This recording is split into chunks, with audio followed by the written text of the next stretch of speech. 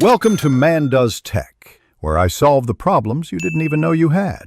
You begin with clean data and Illustrator ready. This saves time. First, copy a 2-column dataset, labels in column 1, numbers in column 2, so the graph interprets X and Y correctly. Next, select the Line Graph tool, click once and set a precise bounding box or drag to desired dimensions.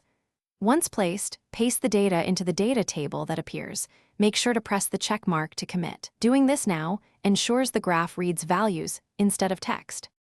After the graph is created, you'll want to edit both data and appearance. Open the Graph Data window to tweak numbers, add series, or transpose rows and columns. This updates the paths automatically. Then, ungroup the graph using Object Ungroup so you can select the line paths with the Direct Selection tool.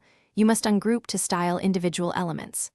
Finally, change stroke weight, join style, and color. Once done, consider adding markers by placing small circles at key anchors for clarity.